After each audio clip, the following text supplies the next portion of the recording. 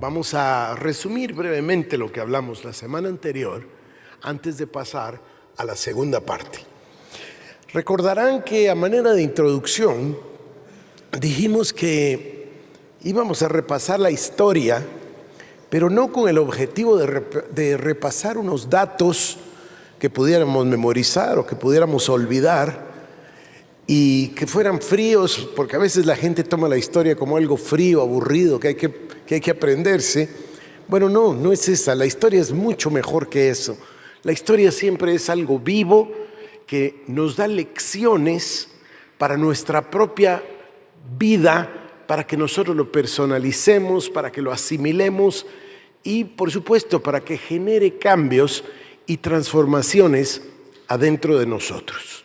Entonces, yo he tomado estos 1000 años, ese panorama que ustedes vieron, comenzando en el siglo XII, y escogí una serie de situaciones y de personajes que están absolutamente ligados al proceso de la reforma de la iglesia. Ahora, como se pudieron dar cuenta la semana anterior y van a verlo de nuevo el día de hoy, la iglesia ha necesitado reforma muchas veces. Por eso un escritor que me gusta mucho dice: hay muchas reformas con R minúscula y hay una, la gran reforma protestante, con mayúscula.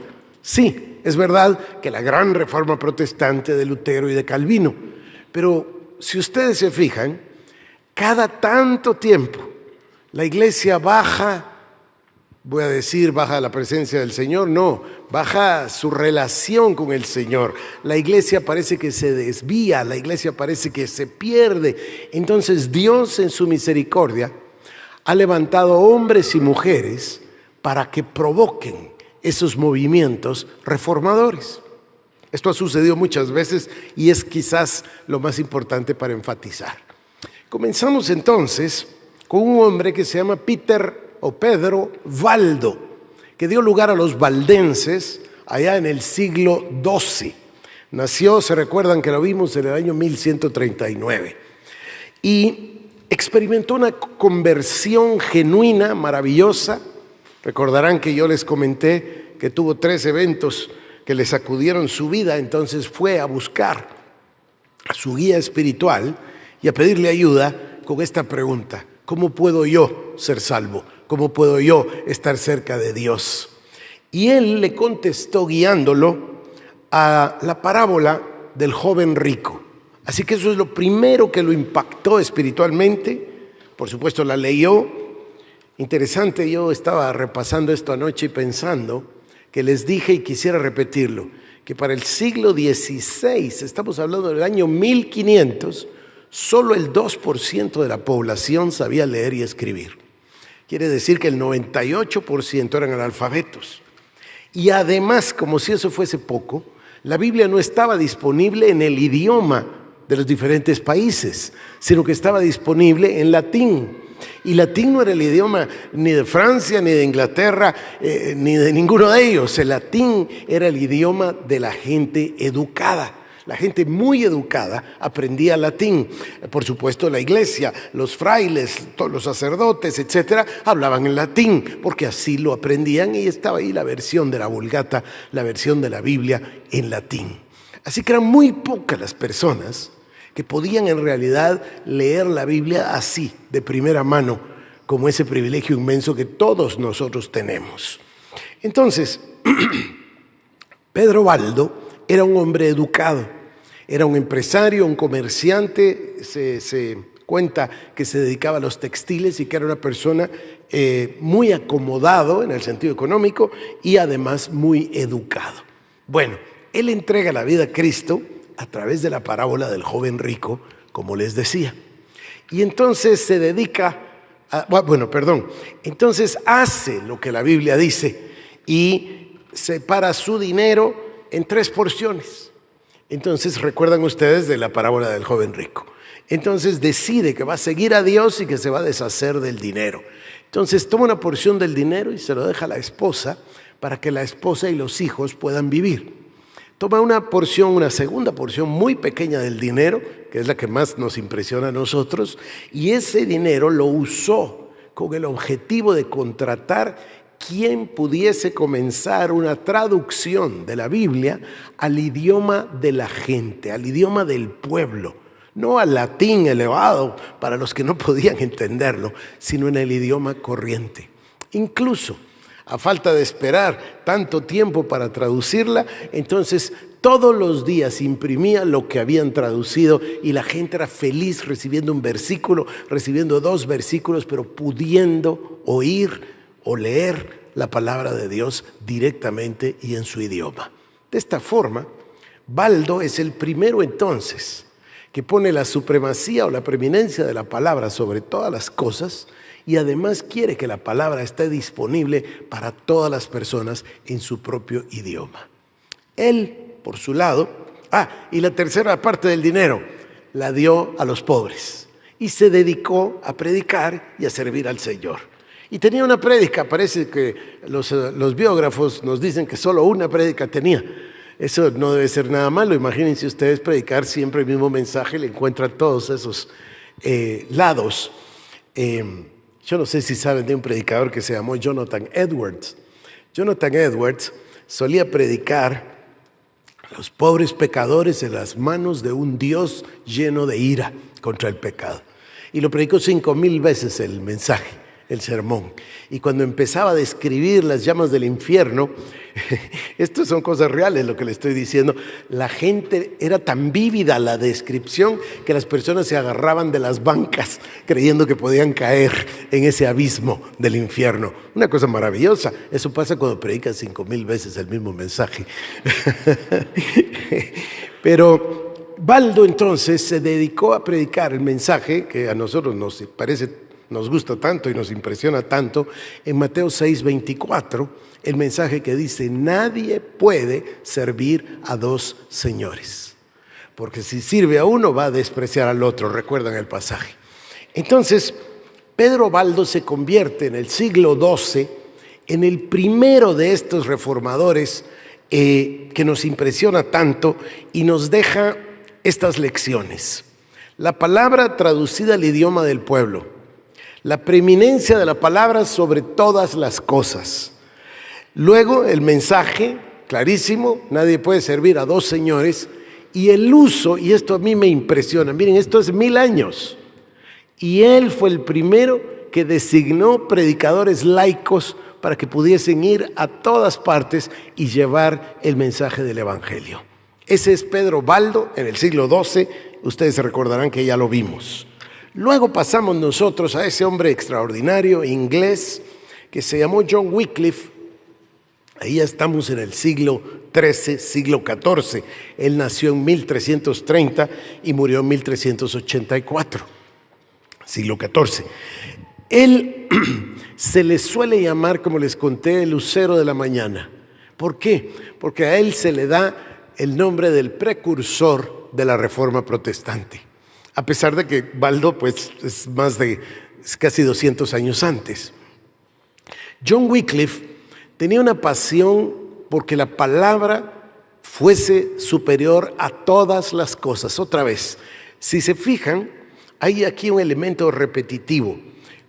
Cuando la iglesia pierde su brío, cuando la iglesia pierde la comunión, cuando la iglesia deja de salar, porque vieron que dice que si la sal ya no sala, entonces no sirve para nada, sino para ser hollada.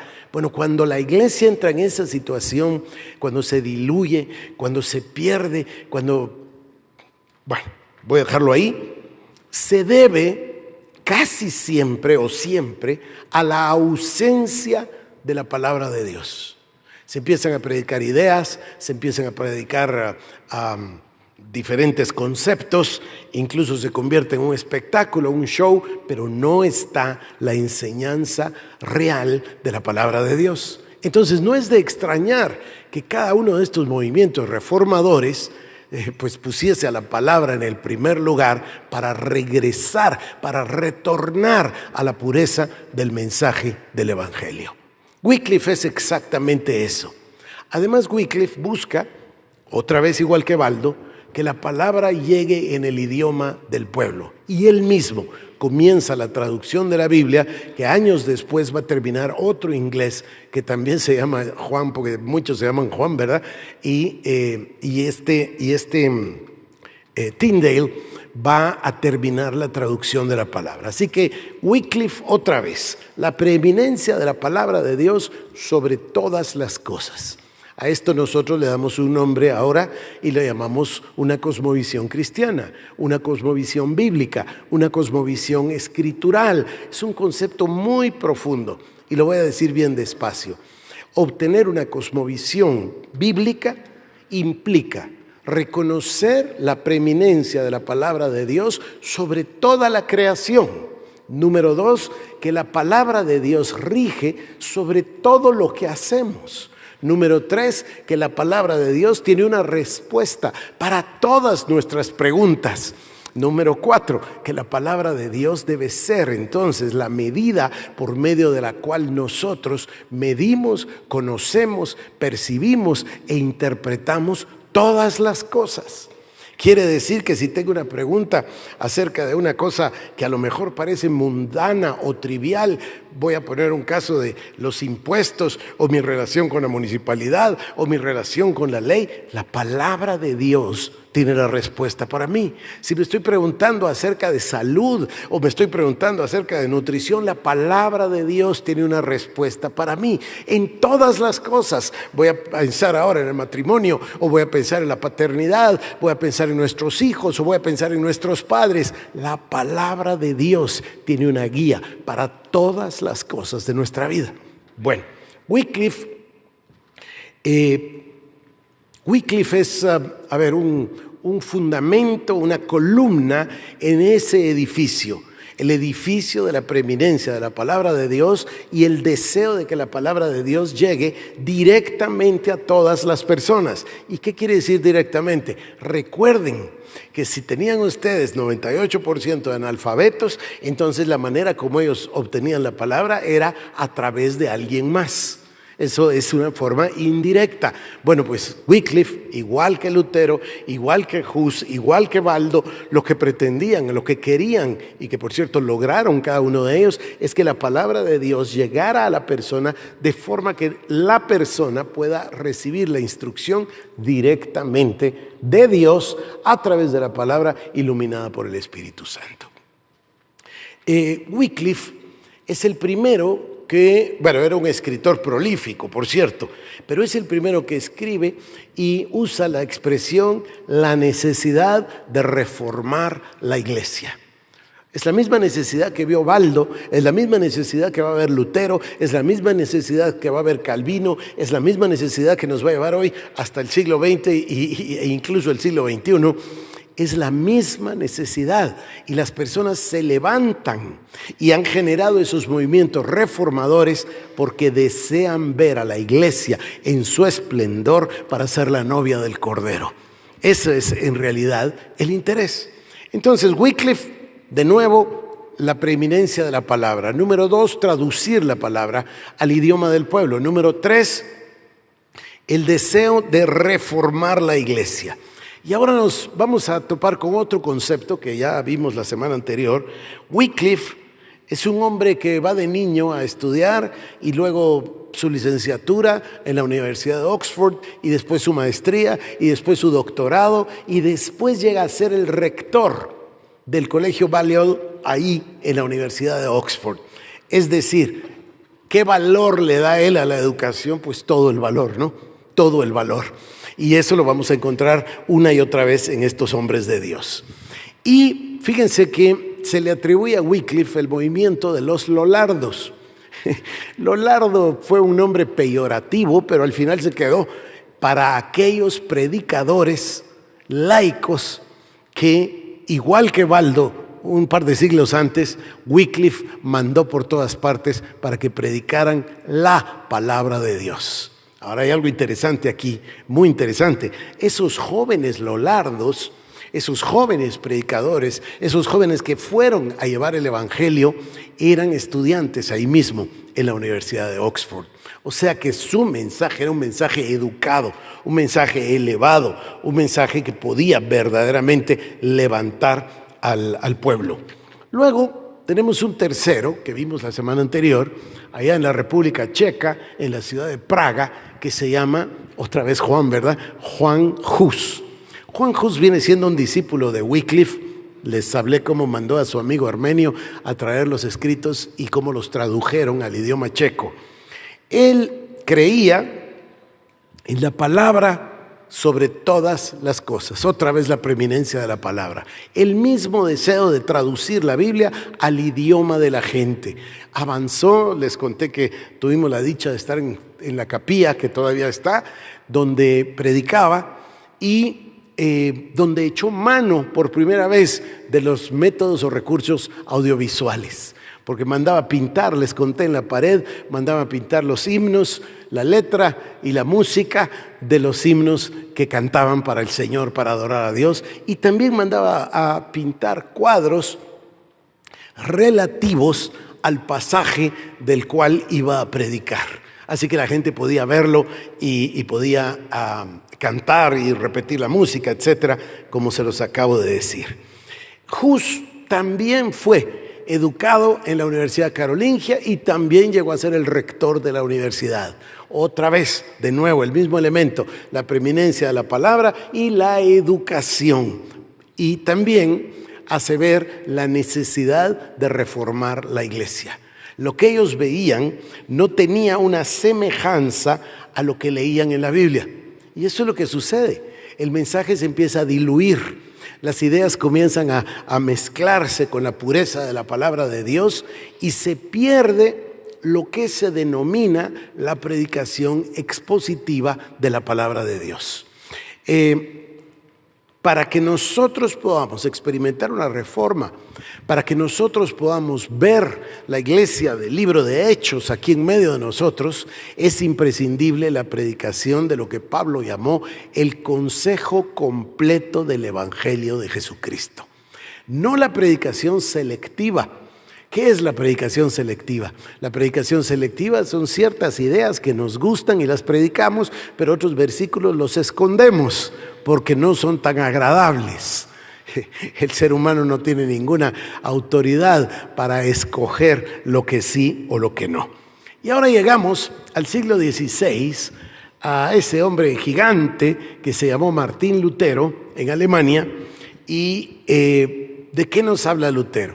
Número uno, de la preeminencia de la palabra de Dios sobre todas las cosas. Número dos, el deseo de que la palabra de Dios le llegue a las personas en el idioma del pueblo, en este particular caso el alemán, igual que el idioma checo en el anterior, igual que el inglés en el anterior, igual que Baldo anteriormente. Pero Lutero da un paso que nos entusiasma de una manera particular. Y es que él predica y demuestra a través de la Biblia lo que denominamos el sacerdocio del creyente.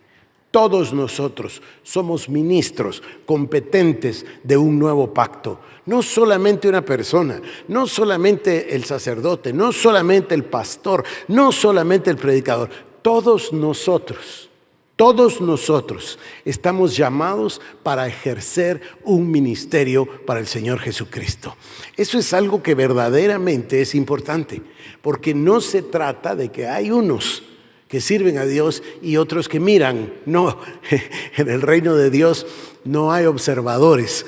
Todos somos ministros competentes del nuevo pacto y todos tenemos un llamado de parte de Dios y todos vamos a rendir cuentas de ese llamado. Acá no necesito repetirlo, ya lo hice la semana anterior, pero vamos de nuevo. Lutero también era un hombre de universidad, un hombre de la educación. Les conté que por 29 años dio clases todos los días, comprometido con la educación. De hecho, él llega a la ciudad de Wittenberg porque la ciudad de Wittenberg tenía una nueva universidad y entonces Federico el Sabio quiere invitar a un teólogo y se busca consejo en su secretario particular, Salatino, y Salatino le recomienda y dice: yo tengo al mejor, se llama Martín Lutero, y así es como llega a Wittenberg. El concepto de Lutero, y esto es importante, es la reforma de la iglesia. Eso es lo que él quería, reformar la iglesia. Paralelamente, tiene un contemporáneo que se llama Ulrico Zwingli. Ulrico Zwingli está en la ciudad de Zúrich, en Suiza, lo que ahora es Suiza. Y Ulrico Zwingli comienza es muy interesante porque son contemporáneos, no está tan lejos Zúrich de Wittenberg, es decir, depende cómo, pero de cualquier manera no está tan lejos, y ambos comienzan guiados por el Espíritu Santo sin conocerse. Algunos quieren pensar de que Zwingli tomó ideas del luteranismo, es posible que haya sido más tarde, cuando se conocieron, pero no, ambos comenzaron por el mismo lugar. Y voy a contarles. Zwingli fue nombrado obispo de la catedral de la ciudad de Zúrich. A veces las personas se sorprenden con la nomenclatura, con los nombres. Bueno, pues piensen que en ese tiempo no había habido reforma protestante, no había pastores, lo que había eran sacerdotes en las iglesias católicas. Esa es la iglesia de la que estamos hablando, la que ellos querían reformar. Entonces, todos ellos, Wycliffe, Lutero, todos ellos eran padres o frailes, como le quiera usted decir. Y Zwingli en particular, muy joven, llegó a ser el obispo en la catedral de la ciudad de Zúrich. Y sorprendió a todos el primer día que predicó, porque ustedes saben que la liturgia católica es estándar para todas partes. Ya saben qué van a predicar, cuál es el mensaje, cuál es la homilía, cuáles son los versículos, cuál es la epístola, etcétera, ¿no? Bueno, él rompe con este protocolo el primer día que predica en la catedral de Zúrich, y abre la Biblia y arranca en Mateo capítulo 1, versículo 1. Y se va predicando los libros de la Biblia semana tras semana, uno tras otro. Muy, muy interesante. Otra vez, la preeminencia de la palabra en el idioma del pueblo, la palabra para que instruya a la gente, el tema de la educación. Ahora, aquí hay un avance notable. Él no quería solo reformar la iglesia. Él es claro que había que reformar la iglesia, pero que también había que reformar la sociedad. Es decir, todo lo que tiene que ver con la comunidad, prácticamente lo que nosotros denominaríamos transformación de la sociedad. Hasta aquí, con el tema de la reforma protestante, Lutero, antes de Calvino, y estos 5 elementos que nos han servido ahora para resumir lo que pasó en la Reforma. Y se llaman las 5 solas. Y la primera es notable, miren, importantísimo, dice sola escritura. O sea, la preeminencia de la palabra y solo la palabra. ¿Quién tiene la autoridad final en todos los asuntos de la creación? La palabra de Dios. ¿Quién tiene la respuesta para todas las cosas? La palabra de Dios. Y la palabra en el idioma del pueblo, en nuestro idioma, que la podamos tener a la mano, invocar el poder del Espíritu Santo para que nos ilumine y leer y nutrirnos y crecer a través de la palabra de Dios, es el privilegio más grande que nos dejó la Reforma, que nos dejaron estos hombres, pero que en realidad es el plan de Dios para cada uno de nosotros. Y sola escritura es la número 1, pero el número 2, solo Cristo. Número 3, solo por fe. Número 4, solo gracia. ¿Qué quiere decir esto? Bueno, que es por fe y es por gracia de Dios que recibimos la salvación a través de Cristo. Y la número 5 dice, solo para Dios sea toda la gloria. La gloria no es para nada ni para nadie más, exclusivamente para Dios. Estas 5 solas, que haríamos muy bien en aprender de memoria y profundizar en su estudio, vienen siendo en realidad los 5 fundamentos de la iglesia. La iglesia se sostiene solamente por fe, solamente a través de Cristo. Es por gracia de Dios, es solo por la palabra de Dios y solo para Dios es toda la gloria. Estas 5 solas deberían estar presentes en nuestra vida todo el tiempo. Y ahora llegamos a Juan Calvino, que me parece que es donde nos quedamos la semana anterior. Juan Calvino está en la ciudad de Ginebra. Bueno, él no es original de Ginebra. Él nace en Noyon, en Francia, pero por causa de la persecución va a Estrasburgo buscando un refugio para estudiar, para trabajar. Él es un estudioso, otra vez el tema de la educación, y se quería dedicar a eso, a escribir, a estudiar, pero pasa por Ginebra y ahí tiene un evento muy interesante donde Farel está trabajando en la iglesia y uno de los miembros llega y le dice: ¿Oíste, Juan Calvino, ese joven que escribió el libro de los institutos de la religión cristiana, está aquí? Entonces fueron a buscarlo y Farel le dijo que necesitaba que se quedara en Ginebra, que por favor necesitaban una persona como él. Él le dijo que no, yo voy a Estrasburgo, yo no quiero ser pastor, yo no quiero dedicarme a la gente, yo quiero estudiar y escribir. Entonces Farel, en esta anécdota simpática de la Reforma Protestante, le dice: bueno, pues que Dios te maldiga si no te quedas en Ginebra. Y ante semejante susto se quedó en Ginebra. Y esa es la historia de cómo se quedó en Ginebra. Llegó a Ginebra 2 veces, porque la primera ejerció el pastorado, comenzó a predicar el evangelio, comenzó a predicarle a la gente sobre lo que era bueno y lo que era malo, sobre el pecado, y sufrió una de las persecuciones más grandes. En sus propias palabras escribió en Estrasburgo y dijo: seguramente ningún pastor en la historia de la humanidad ha sufrido lo que yo he sufrido de parte de la gente. La gente lo perseguía, lo insultaba.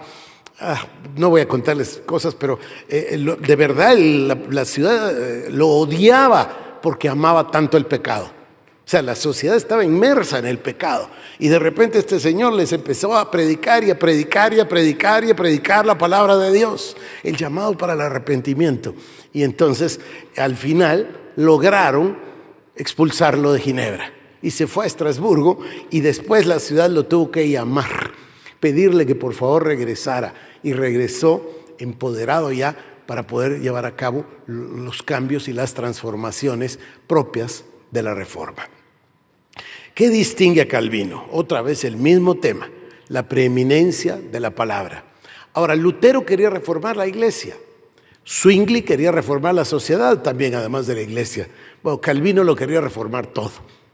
Calvino quería que toda la creación estuviese inmersa en la palabra de Dios, imbuida de la palabra de Dios, y que todo, no solo la iglesia, la sociedad, todo en realidad sea o funcione bajo el imperio de la palabra. Así que ninguna novedad, otra vez, preeminencia de la palabra de Dios, la palabra para la gente. Calvino predicaba los domingos 2 veces y después todos los días de la semana. Alternaba una semana sí y una no, y predicaba en lo que se llama la capilla de Calvino. Ahí está todavía la capilla de Calvino, donde él enseñaba la palabra durante la semana, 2 mensajes diarios. Como les dije, una semana sí y una semana no. Seguramente que tomaba una semana para estudiar y la otra para predicar. Enseñó o comentó versículo por versículo prácticamente todos los libros de la Biblia, y le faltaba uno cuando murió.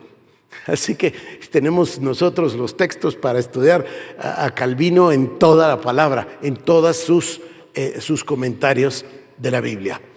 El mismo mensaje sobre la educación, Juan Calvino, que también se llama Juan, ¿verdad? Es muy popular ese nombre. Juan Calvino fundó la academia que ahora se llama la Universidad de Ginebra. O sea, el mismo compromiso con la educación. Calvino tenía un concepto que para nosotros es significativo, importantísimo, que es el concepto de la majestad de Dios. Ya lo comenté la semana anterior, no voy a repetirlo, pero es el concepto que dice: todo está debajo del Altísimo, la majestad de Dios, Cristo, el centro de nuestras vidas. Y eso lo que va a hacer es eliminar al yo del centro, porque cuando el yo ocupa el lugar de Dios, ahí es donde se provoca la distorsión y hay necesidad otra vez de una reforma. Y esa reforma no es sino, como lo decía Calvino, poner a Dios en el centro de todas las cosas. Y ahora pasamos al siglo XVIII, con otro Juan, ¿verdad? Se llama Juan Wesley, John Wesley. John y su hermano Carlos, los dos Wesley, nos dejaron una herencia extraordinaria. Pero yo quiero hablarles de John Wesley. Él tenía el concepto de la reforma o la transformación de la persona a través de dos elementos. Número uno, ninguna novedad, otra vez, la palabra de Dios. Y el segundo, la entrega total, lo que él llamó la santidad. Y hasta el día de hoy se llama el movimiento de santidad, y a los seguidores de Wesley comenzaron con sus grupos y precisamente se llamaron así, los grupos de santos. Él se da cuenta a los 23 años de que solo se puede vivir para Dios.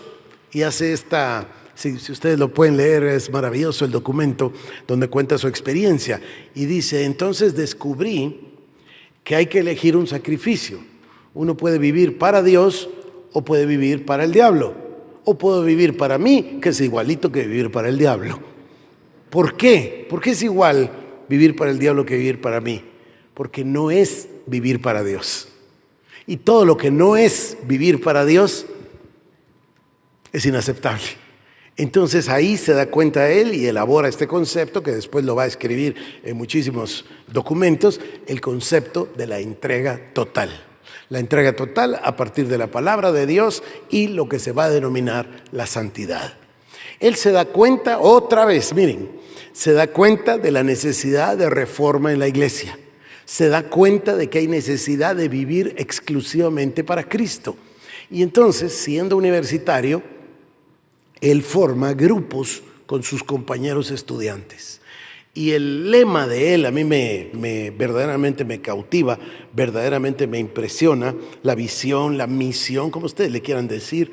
Él decía, una compañía de creyentes que se une con el objetivo de recibir la exhortación de la palabra de Dios, la oración a Dios y cuidarse mutuamente en el esfuerzo de cada uno en pos de la salvación. O sea, son grupos de personas que tienen tres propósitos. El número uno, reunirse para recibir la instrucción de la palabra. El número dos, la oración ferviente a Dios.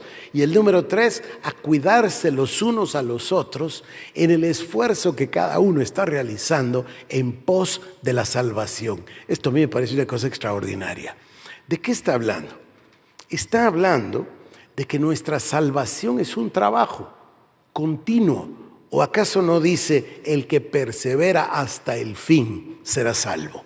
Entonces, esa salvación es un esfuerzo, es un caminar en el que todos vamos avanzando y que todos queremos llegar a la meta. ¿Cuál es la meta? La meta es ser parte de la iglesia, la novia de Cristo, y morir con Cristo y luego reinar con Él por los siglos de los siglos. Esa es la meta. Y para eso estamos. Ahora, si piensan ustedes en la eternidad de Dios, comparada con unos poquitos años que vivimos acá. Ayer rescaté un libro antiguo que tengo ahí de un autor maravilloso que dice, yo lo leí hace años, lo voy a volver a leer ahora, y el autor tiene un mensaje y dice, Dios permite que vengamos a la tierra para ser entrenados para poder vivir en el cielo. O sea, aquí es donde se aprende el amor, aquí es donde se aprende a servir, aquí es donde se aprende a seguir el llamado, aquí aprendemos la batalla espiritual, aquí aprendemos todo para después celebrar viviendo con Cristo por los siglos de los siglos. El movimiento wesleyano o el movimiento de santidad es además el precursor de lo que después creíamos que había inventado Cho, que se llaman las células o los grupos. Bueno, el primero que tuvo grupos fue Wesley en el siglo XVIII y llegó a tener 10,000 grupos. Ya no eran solo estudiantes, sino que después de los estudiantes empezó a hacer con todos los que fueron entregándole la vida a Cristo y se regó por toda la sociedad. Hubo un cambio, una verdadera transformación. Y aquí quisiera yo decir algo que me tiene a mí impresionado. Nosotros nacimos, Creemos, vivimos o como decimos, existimos con el objetivo de inscribir a Guatemala en la lista de naciones que habrán de ser salvas de acuerdo a Apocalipsis 21-24. Pero cometimos un gigante, cometimos es un plural, cometí un error garrafal. Siempre pensé que el crecimiento numérico de los cristianos en Guatemala iban a convertir a Guatemala en una nación cristiana. Bueno, ya tenemos los números. La última encuesta dice que el 41% son cristianos evangélicos. La última encuesta del Pew Forum dice que 91% de los guatemaltecos dicen tener una relación personal con Dios. Sí, pero ¿dónde está? Fue un error muy grande de mi parte pensar que solo automáticamente el llegar a un porcentaje nos iba a dar una nación cristiana. Eso simple y sencillamente no es verdad. Porque si fuera por porcentaje, nosotros deberíamos vivir ya en la sucursal del cielo. Deberíamos estar gozando de paz, de bendición, de prosperidad, de amor. Miren, fui a una ciudad en Alemania, estuve ahí el mes de agosto, y me sorprendieron. La gente dice que para colaborar con el prójimo y evitar el desperdicio, la municipalidad de la ciudad puso refrigeradoras en la calle.